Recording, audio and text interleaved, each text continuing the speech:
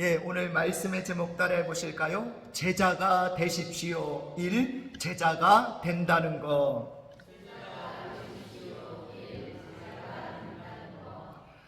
올림픽이나 아시안 게임에서 제일 마지막에 하는 게임이 있죠. 종목이 있죠. 뭡니까? 마라톤입니다. 엄청난 지구력과 체력, 그리고 이 페이스 조절 능력이 필요한 경기라서 올림픽의 꽃이라고 불리죠. 몇 년 전 영국 동북부에서 열린 마라톤 경기에서 실제로 이런 일이 있었다고 해요. 이 마라톤 경기에서 오직 딱 한 사람만 결승점까지 제대로 달린 거예요. 당시 참가한 선수들은 총 5,000명이나 되었다고 합니다. 한 명을 제외한 나머지 4,999명이 결승점이 아닌 엉뚱한 곳으로 달려갔다는 말이죠. 어떻게 이런 일이 일어날 수 있었을까요? 당시 2위와 3위를 달리던 선수가 중간에 그만 길을 잘못 들어섰는데 그 뒤를 따라오던 나머지 선수들이 아무 생각 없이 다 그쪽으로 따라갔기 때문입니다. 그런데 아무도 자기들이 엉터리 코스로 달리고 있다는 사실을 몰랐던 거죠. 도리어 그들은 자기가 우승을 하기 위해 정말 열심히 달렸다고 합니다. 실제로 그들 모두가 뛴 거리는 마라톤의 총 거리인 42.195km에 264m가 모자란 거리를 뛰었다고 해요. 실제 마라톤 거리에 거의 가깝게 완주를 한 거죠. 자, 보통 마라톤 경기에는 엄청난 체력과 지구력이 필요합니다.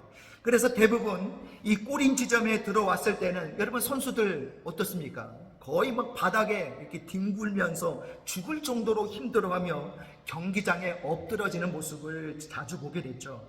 그만큼 죽도록 힘들게 달렸는데 이게 엉터리 코스였고 아무런 상도 받을 수 없는 경기였다면 얼마나 허탈했겠습니까? 남들이 이런 길로 가니까 아무 생각 없이 나도 그렇게 따라가면 이런 결과가 나오게 되는 거예요. 엉터리 코스는 아무리 열심히 달려도 엉터리 결과만 나올 수밖에 없습니다.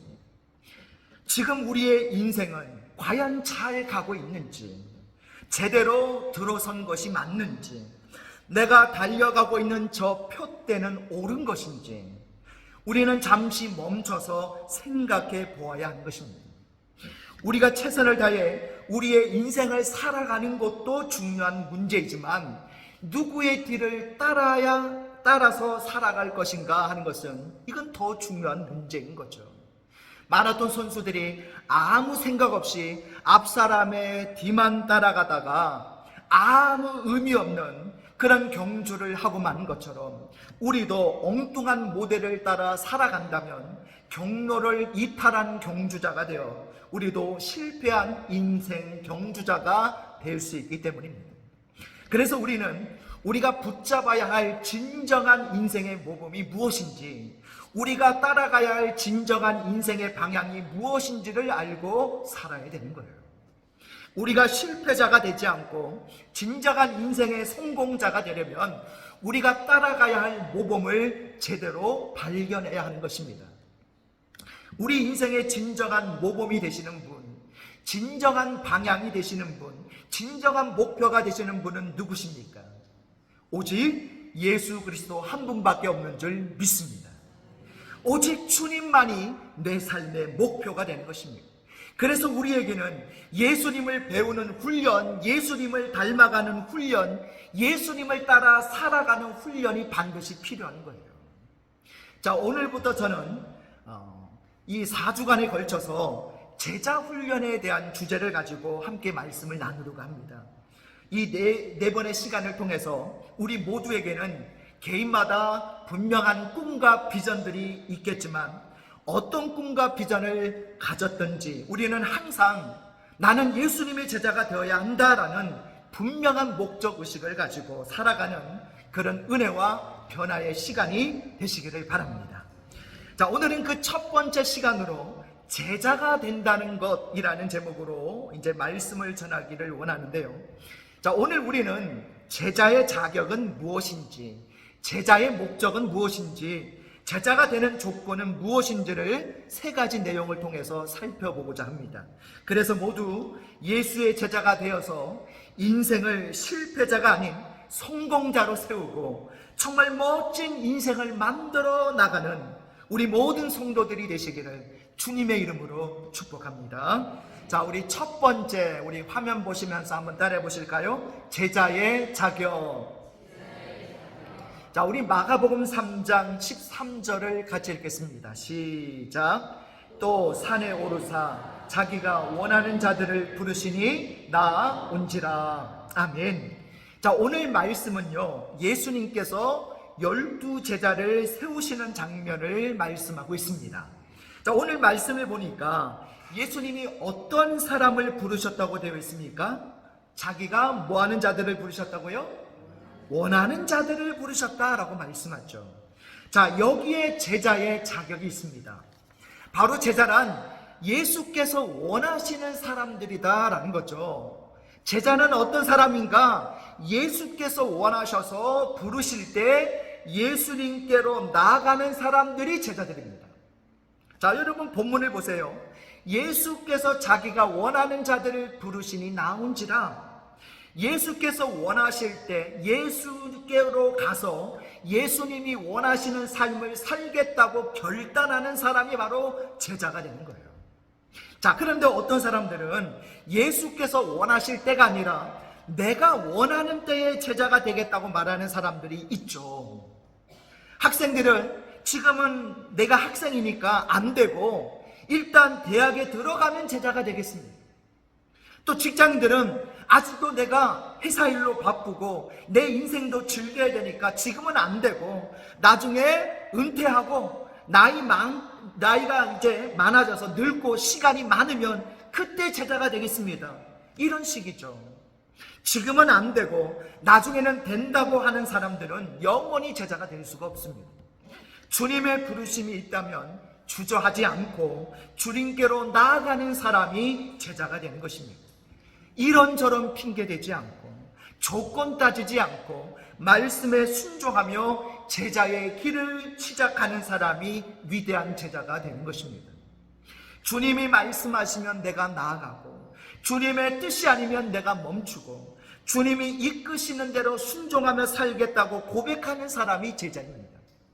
내가 원하는 대로 살 테니까 주님은 나에게 공부만 잘하게 해주시고 대학만 잘 들어가게 해주시고 직장과 사업만 잘 되게 해달라고 하는 사람은 제자가 아니에요. 참 제자는 나의 뜻이 아니라 주님의 뜻이 중요한 사람입니다. 이런 사람을 통해서 주님이 일하시는 거예요. 여러분 모두가 주님이 원하실 때 나아가고 부르실 때 순종해서 이제부터 제자의 삶을 배우고 훈련받고 살아갈 수 있는 주님의 제자들이 다 되시기를 바랍니다. 자, 두 번째 우리 화면 보시면서 따라해 보실까요? 제자의 목적. 자, 오늘 본문에 제자를 부르신 목적이 두 가지가 나옵니다. 자, 우리말 성경에는 세 가지인 것처럼 보이는데 원문 성경을 보면요, 목적이 두 가지다라는 것을 알 수가 있습니다. 자, 그러면 제자의 목적 첫째는 뭐냐? 한번 따라해 보실까요? 자기와 함께 있게 하시기 위해. 우리 마가복음 3장 14절을 같이 했습니다. 시작. 이에 12를 세우셨으니 이는 자기와 함께 있게 하시고 또 보내사 전도도 하며. 아멘.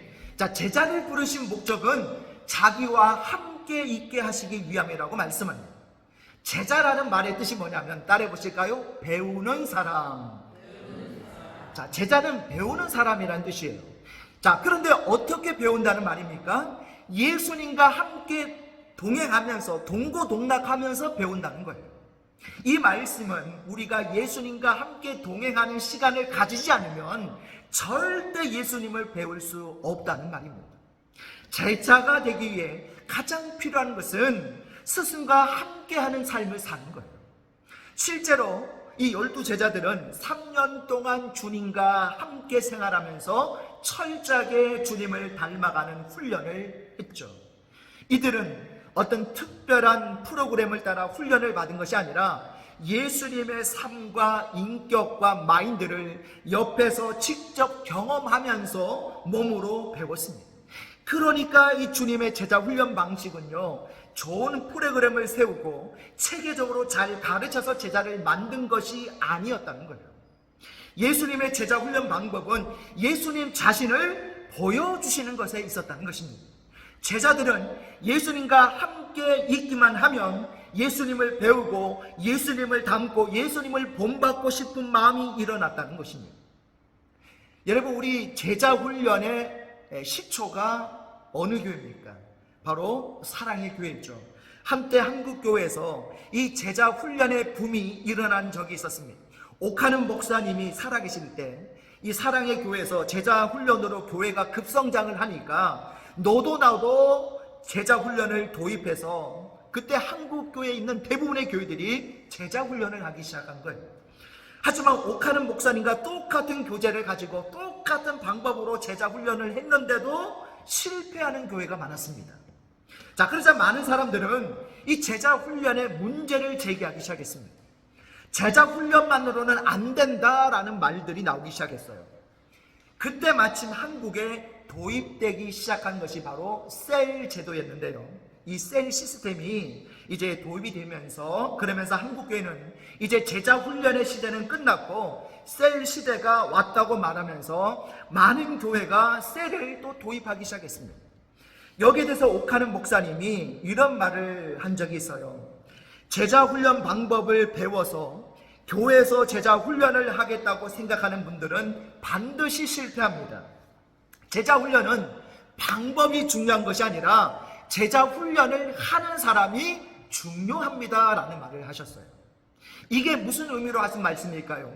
제자는 잘 가르치면 제자가 되는 것이 아니다라는 거예요. 제자는 가르치는 내용 때문에 변화되는 것이 아니라 가르치는 사람 때문에 변화된다는 거예요. 가르치는 사람이 존경스럽기 때문에, 그래서 그가 가르치는 내용도 쉽게 받아들이게 되고 또 그 말씀대로 살려고 노력하고 힘쓰게 된다는 겁니다. E.M. 바운즈라는 사람이 이런 말을 했습니다. 사람은 방법을 찾지만 하나님은 사람을 찾습니다. 참된 제자는요, 방법이 좋아서 만들어지는 것이 아니라 사람이 좋아서 만들어진다는 것입니다. 그래서 주님은 제자를 부르실 때 가장 먼저 자기와 함께 있게 하시기 위해 부르셨던 거예요. 주님과 함께 동행하면 주님을 닮아가는 자가 됩니다. 주님이 우리를 제자로 부르시는 목적은 주님과 동행하면서 주님을 닮아가는 자가 되게 하시기 위한 거예요. 그래서 우리가 주님의 제자가 되기를 원한다면 가장 먼저 주님과 함께하는 시간, 주님과 동행하는 시간을 많이 가져야 하는 것입니다. 우리가 주님과 얼마나 함께 했느냐에 따라 우리의 삶의 수준도 달라지게 되어 있습니다.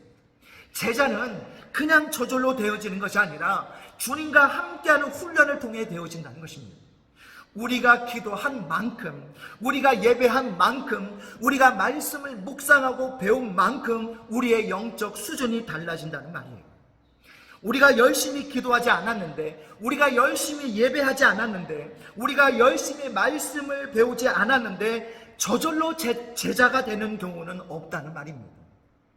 우리가 주님을 찾고 주님을 만나고 주님과 동행하는 삶을 살아갈 때에 우리는 비로소 주님을 배우고 주님을 닮고 주님을 따라 살아가는 자가 될 수 있다는 것입니다.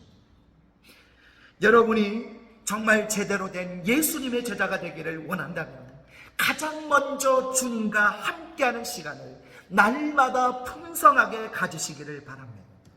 날마다 주님과 함께하는 시간을 통해서 주님을 배우고 주님을 닮고 주님을 보여주는 참된 제자의 삶을 살아가는 저와 여러분 되시기를 바랍니다. 자, 제자의 목적 두 번째, 둘째 따라해 보실까요? 보내시기 위해. 우리 마가복음 3장 14절 15절 두 절 같이 했습니다. 시작. 이에 12를 세우셨으니 이는 자기와 함께 있게 하시고 또 보내사 전도도 하며 귀신을 내쫓는 권능도 가지게 하려 하심이러라. 아멘.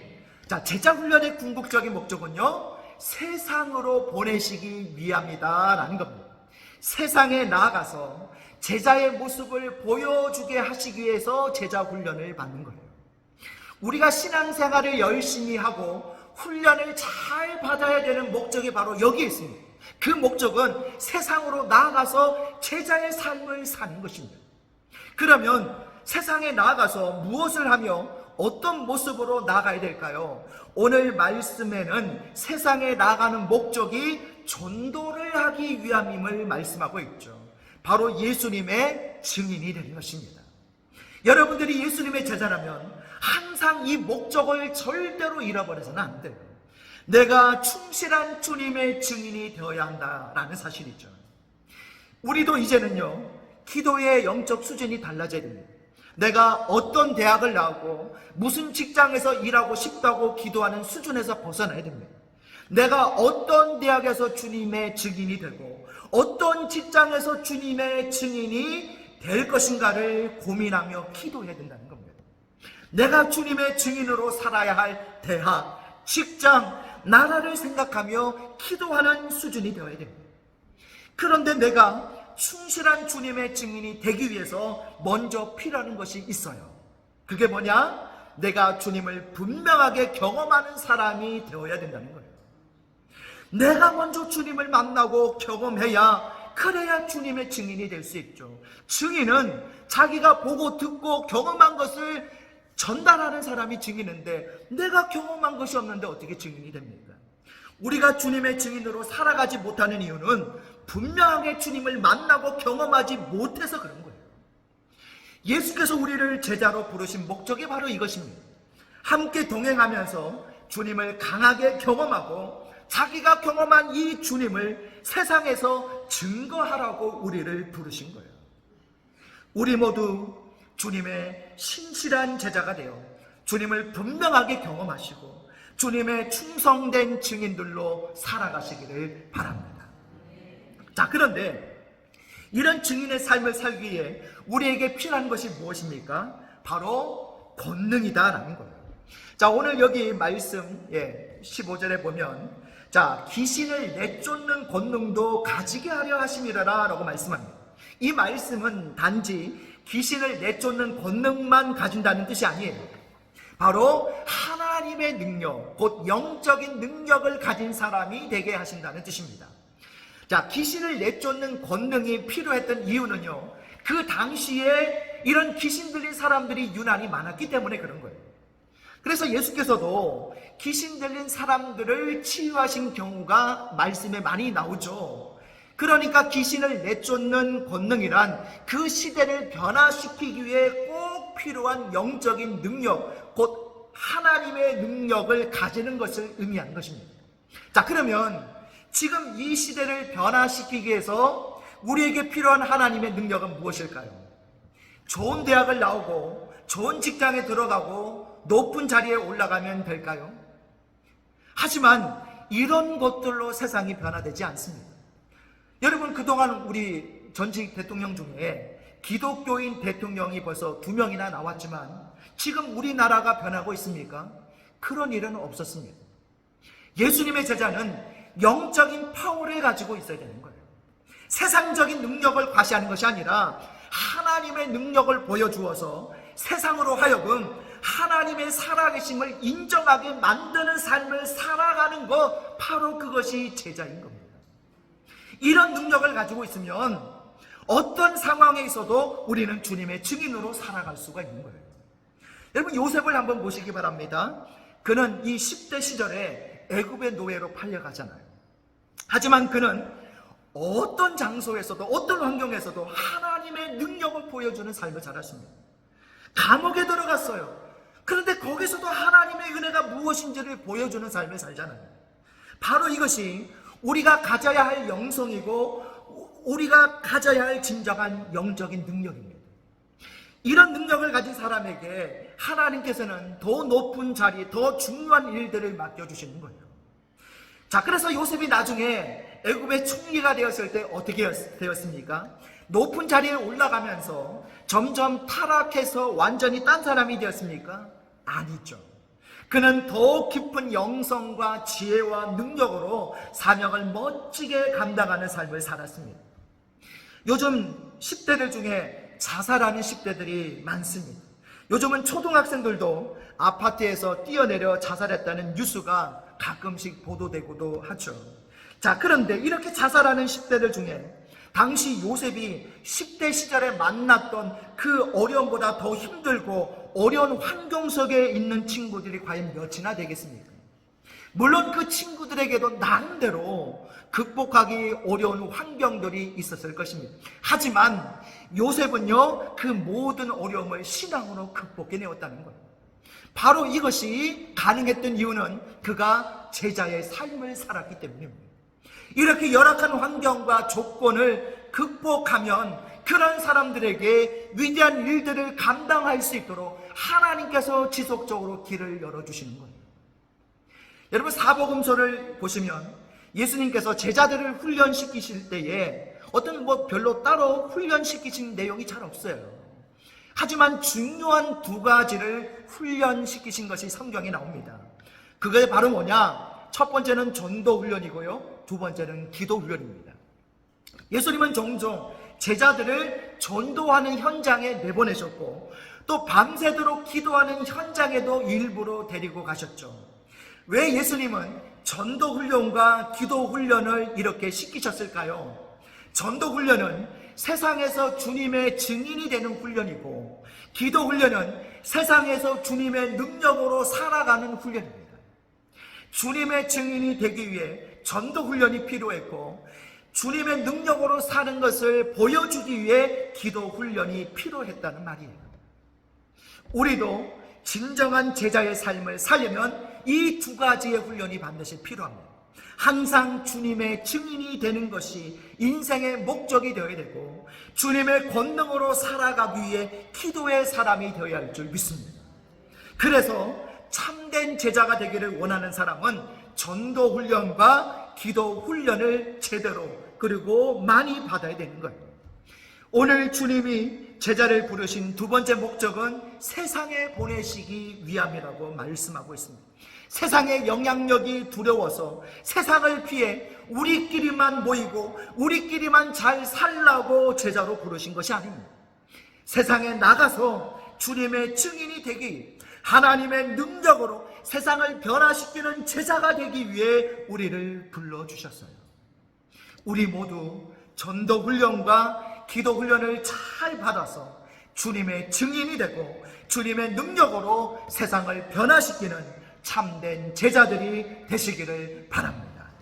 자, 마지막 세 번째입니다. 우리 화면 보시면서 따라해 보실까요? 제자의 조건. 자, 우리 첫 번째 제자의 조건, 첫째 따라해 보실까요? 공동체를 세우는 사람. 우리 마가복음 3장 16절에서 19절 같이 했습니다. 시작. 이 12를 세우셨으니 시몬에게는 베드로란 이름을 더하셨고 또 세베대의 아들 야고보와 야고보의 형제 요한이니 이 둘에게는 보아너게 곧 우레의 아들이란 이름을 더하셨으며 또 안드레와 빌립과 바돌로메와 마테와 도마와 알페오의 아들 야고보와 및 바데오와 가나안인 시몬이며 또 다른 유다니 이는 예수를 반 자더라. 아멘. 자, 제자를 부르실 때 가장 먼저 우리가 생각해야 할 것은 12명을 부르셨다는 거죠. 자, 보통 고대 시대에 유명한 스승들은요, 제자들을 몇 명 정도 채택했냐면 보통 1명에서 2명을 세웠습니다. 그런데 예수님은 12명이나 제자를 세웠다는 거예요. 왜 그냥 1-2명 정도 막강한 파워를 가진 사람을 부르시지 않고 평범한 12명의 사람을 세우셨을까요? 그것은 제자는 공동체를 세우는 사람이 되어야 하기 때문입니다. 12명의 숫자는요, 현대 학자들에 의하면 충분한 나눔이 가능한 최대의 소그룹 숫자라고 해요. 그러니까 12명 정도의 소그룹을 통해서 먼저 이 영적 공동체를 세우고 나중에 나아가 그들이 교회를 세울 때에 공동체를 만들어야 하기 때문에 이 12명을 부르셨다라는 사실이에요. 우리가 진정한 제자가 된다면 항상 공동체를 생각하는 제자가 되어야 됩니다. 나 혼자만 멋진 제자가 된다는 것은 있을 수 없습니다. 우리는 함께 제자가 되어야 됩니다. 여러분 본문에 보십시오. 이들이 어떤 사람들입니까? 이들은 정말 달라도 이렇게 다를 수가 없어요. 신분도 출신 지역도 배경도 다 다릅니다. 자, 베드로, 안드레, 요한, 야고보 이 네 사람의 공통점이 뭡니까? 자, 직업이 뭐죠? 어부들이죠. 갈릴리 촌사람 어부들입니다. 17절에 야고보와 요한 이 두 형제의 별명이 뭐라고 나와 있어요? 보아너게 곧 우레의 아들이라는 별명을 주셨는데 그만큼 성질이 급하고 과격한 사람이었다는 뜻입니다. 자, 그런데 나중에 이 우레의 아들이었던 요한이 어떤 별명을 가진 사람으로 변화됩니까? 자, 무엇의 사도? 사랑의 사도로 변화됐죠. 또 18절에 보면 마태가 나오는데 마태의 직업이 뭡니까? 세리입니다. 자, 세리는 그 당시 로마에 바치는 세금을 착취해서 자신의 재산을 늘리는 매국노였습니다. 그런데 18절 끝에 보면 가나안인 시몬이라는 사람이 나오는데 이 사람은 셀료 땅 회원이었던 사람입니다. 셀료 땅은 뭐 하는 곳이냐면 세리와 같은 매국노를 암살하고 테러하는 혁명단체예요. 요즘 중동에 있는 IS 뭐 그런 단체라고 보시면 됩니다. 이 12제자 안에 매국노도 있었고 매국노를 암살하는 그런 사람도 함께 있었다는 거예요. 자, 이런 사람들이 함께 동거하며 함께 훈련을 받은 거예요. 그러니 매일 싸우는 겁니다. 누가 더 의로운지, 누가 더 옳은지, 누가 더 높은지 항상 싸우는 거예요. 하지만 이런 공동체 생활을 하는 가운데 주님의 성품을 닮아가게 되는 거예요. 우리도 이런 공동체 안에서 신앙생활만 잘해도 놀라운 인물로 변화될 수 있습니다. 나중에 성령의 충만을 받아 초대교회를 시작할 때의 모습을 사도행전 2장에서 볼 수 있는데요. 여기서 그들은 서로의 재산과 물질과 마음을 나누면서 정말 아름다운 공동체를 이루는 것을 볼 수 있죠. 이런 모습이 가능했던 것은 사도들의 가르침을 받았기 때문이다 라고 사도행전 2장 42절에서 말씀하고 있습니다. 제자 훈련을 통해 사도들은 이제 완전히 하나가 되었고 아름다운 공동체를 세울 수 있었던 거죠. 그들은 서로가 정말 달랐지만 서로가 하나가 되는 법을 배웠고 또 이렇게 서로 다른 사람들이 하나가 되는 모습들을 교회 공동체에 보여주었기 때문에 공동체는 그것을 보고 배워서 그들도 하나가 될 수 있었던 겁니다. 우리가 진정한 주님의 제자가 되면 정말 우리가 서로 달라도 하나가 될 수 있습니다. 교회가 정말 하나가 되지 못하고 싸우는 이유는 아직 우리가 진정한 주님의 제자로 성장하지 못했기 때문입니다. 우리가 참된 주님의 제자로 성장하게 되면 교회는 주님의 성품을 보여주는 아름다운 공동체가 될 수 있는 거예요. 우리 모두 진정한 주님의 제자로 성장하여 교회 공동체를 아름답게 세워가는 신실한 주님의 제자들이 되시기를 바랍니다. 자, 두 번째입니다. 우리 제자의 조건 둘째 따라해 보실까요? 연약함을 극복하는 사람.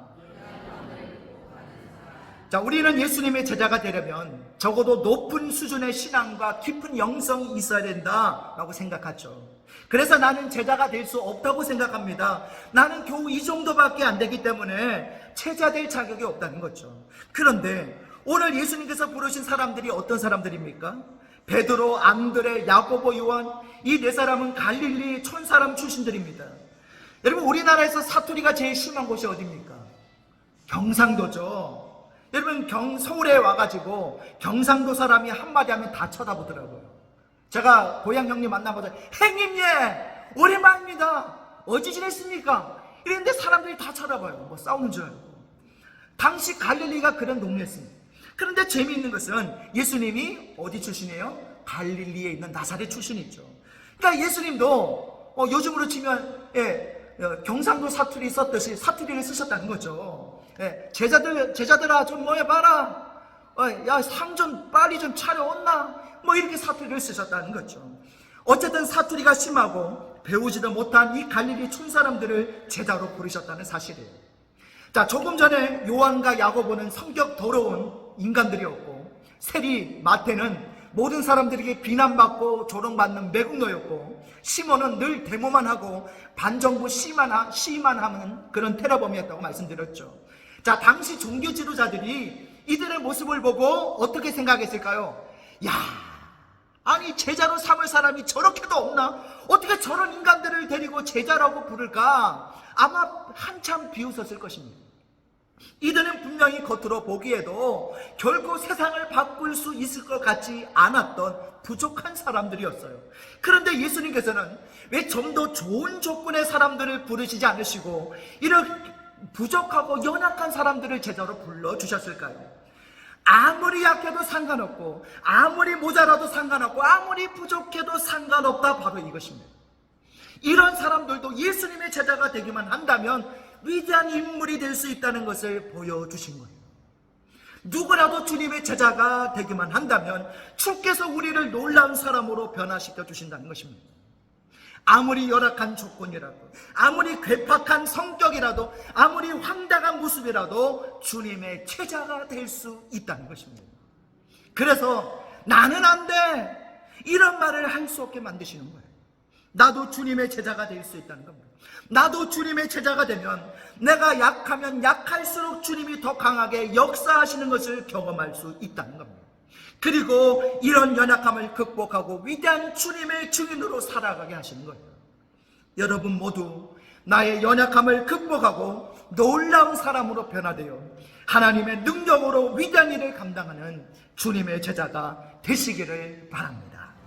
말씀을 정리합니다. 우리 화면 보시면서 자, 제자의 자격 같이 읽어볼까요? 시작. 주님이 원하실 때 나아가는 사람. 자, 제자의 목적 두 가지가 있죠. 첫째, 둘째 같이 했습니다. 시작. 자기와 함께 있게 하시기 위해, 보내시기 위해 여러분 주님과 함께 하십시오. 전도훈련, 기도훈련을 통해서 세상에 보내짐을 받기 위한 훈련을 하십시오. 자, 마지막 제자의 조건 두 가지, 첫째, 둘째 같이 했습니다. 공동체를 세우는 사람, 연약함을 극복하는 사람. 오늘 제자의 자격, 제자의 목적, 제자의 조건을 마음에 되새기셔서 오늘부터 주님 앞에 참된 제자로 결단하시는 저와 여러분 되시기를 주님의 이름으로 축복합니다.